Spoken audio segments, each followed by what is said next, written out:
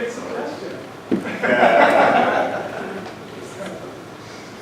Sometimes I just get this energy going on where I just want to just be in that space and not talk.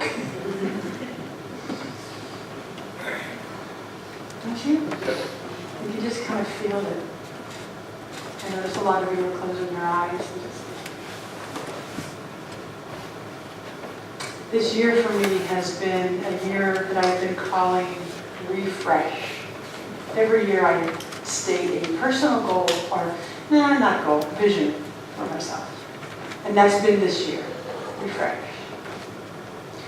In your reading, Mary, you mentioned something about one more class, one more book, maybe I'll get better, one more workshop. That's like being a spiritual junkie. Sometimes that feels really good, and then sometimes we realize we're addicted, so then we take a break. At least that's been my journey. So I've been taking a break, not always going after one more book and one more workshop, just refreshing my soul. This year I had a inner call to go to something called the Ministers' Ongoing Education Conference. It's by application. 26 ministers are selected, and I got chosen this year.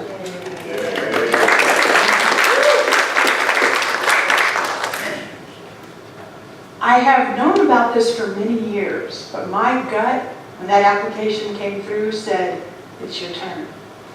It's your turn. And I just knew it, and it was. So 2 weeks ago, a week and a half ago, I was in Seattle. And for those of you who have been around for a long time, yes, I flew.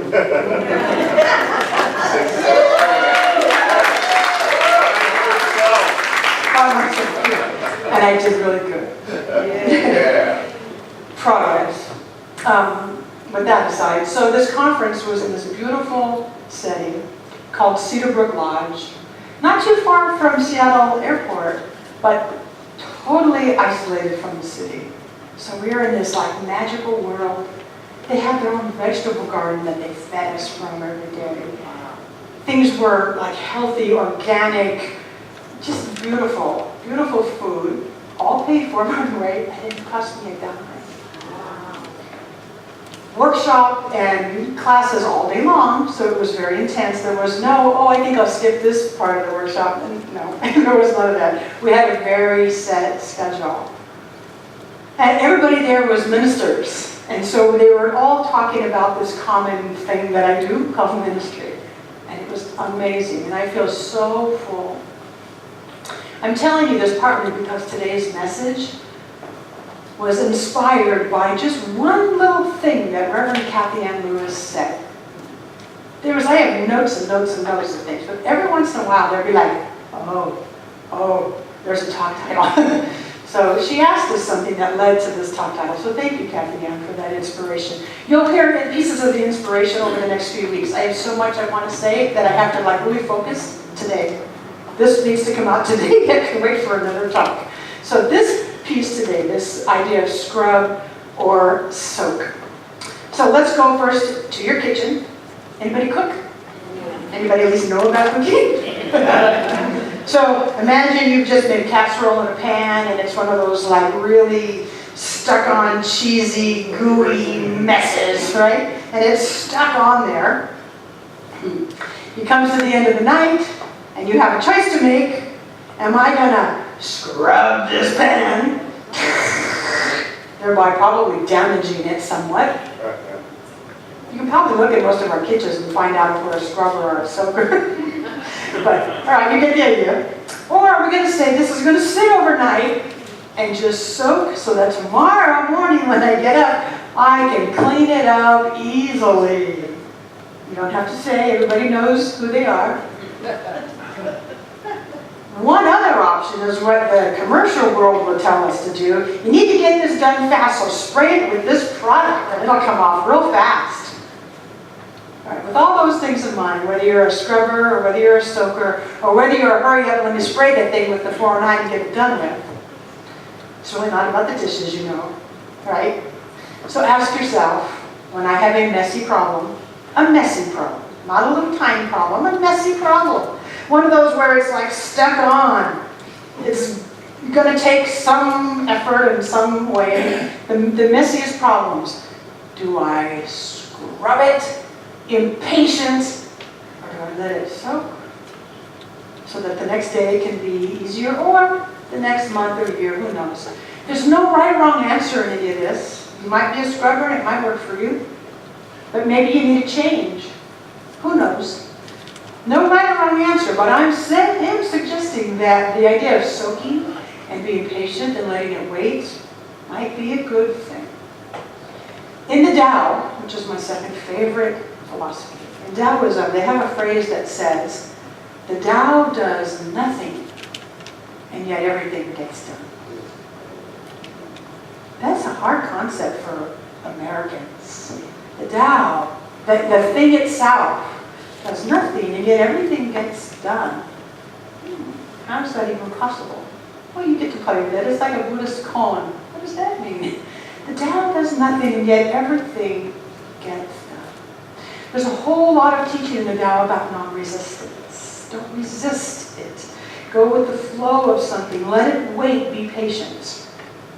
Now, I'm not suggesting laziness. And I'm not suggesting abdicating responsibility for things. So if your mind went there, that's not at all what I'm talking about. Because, we don't want to abdicate responsibility because then that's being a victim. Not those things at all. But I am suggesting that pushing does not always get us to our goal faster or better. Take a breath, because you know your areas. We think if I work harder, I'll get there faster. We think if I take the next class, I'll get there better. Not necessarily so. There's an old Buddhist story that says that the student goes up to the master and says, Master, if I meditate every day for 2 hours, how long will it take me to achieve enlightenment? Master says, 10 years. So the student eager says, Master, if I meditate for 6 hours a day, then how long will it take me? Master says, 10 years.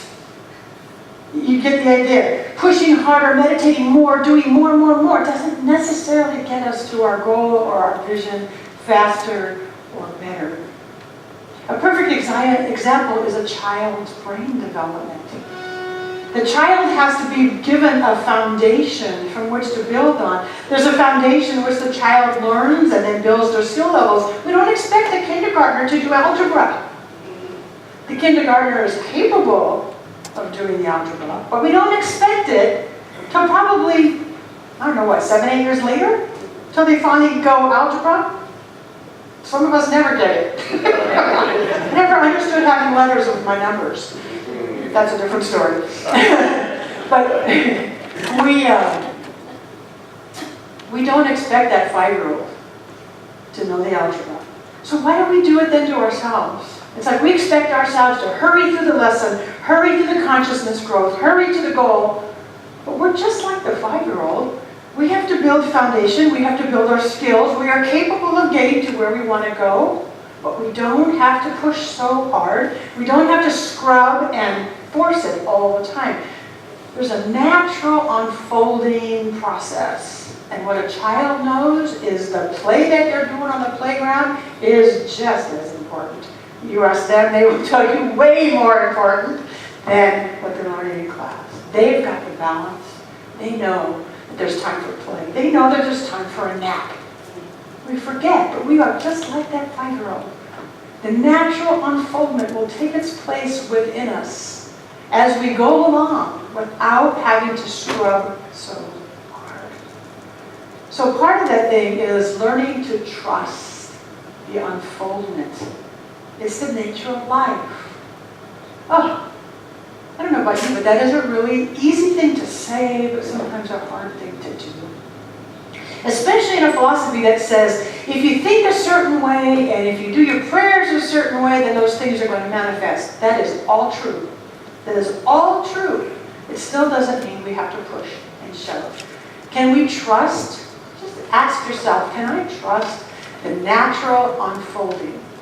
Put yourself in different environments. Family, work, retirement, learning a new song, whatever it is. Can I trust the unfoldment? Because the nature of God, the nature